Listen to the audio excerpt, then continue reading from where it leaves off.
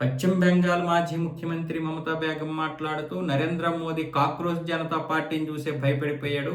పార్లమెంటుకి వస్తున్న సమయంలో ఆ జనాలను చూసి తన కారుని అంటే కాన్వాయ్ని వెనక్కి తిప్పుకున్నాడు. అంత భయస్తుడన్న విధంగా మాట్లాడమే కాకుండా స్టాలిను హిట్లర్ సరసన కూడా చేరుతాడు. వాళ్ళని మించిపోయినటువంటి నిరంకుశత్వ పరిపాలన చేస్తున్నాడు.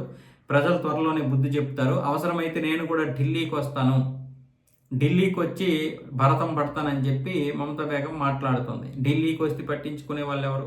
మొన్న 4వ సారి కనుక ఆవిడ గెలిస్తే ఖచ్చితంగా ఇక్కడ రాహుల్ గాంధీని, ప్రియాంక గాంధీని, ఖర్గేని, మిగతా ఏ రాజకీయ నాయకుడిని ఆవిడ పట్టించుకునేది కాదు. మొత్తం ఇప్పుడు నేనే ప్రతిపక్ష నాయకురాల్ని దేశంలో, కాబట్టి నేనే ప్రధానమంత్రి క్యాండిడేట్ని కూడా. ఇండీ కూటమిలో ఎవరైనా ఉండాలనుకుంటే అది నాతోటే ఉండాలి, నేనే ఇండీ కూటమికి లీడర్ అన్న విధంగా చెప్పుకుంది కూడా.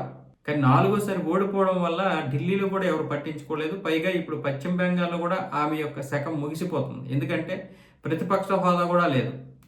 అటువైపు ఎమ్మెల్యేలు లేరు, ఎంపీలు లేరు. ఇటు పార్లమెంటుకు వద్దామంటే ఎంపీలు లేరు, అటేమొచ్చేసి అసెంబ్లీలో ఎమ్మెల్యేలు లేరు.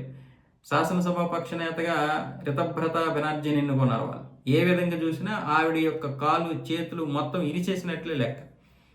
రాజకీయ శూన్యం అయిపోయింది, రాజకీయ శూన్యంలో ఉంది. కాకపోతే ఏదో ఒక వ్యాఖ్యలు చేయాలి కాబట్టి అలాగా ప్రగల్భాలు పలుకుతూ ఉంది.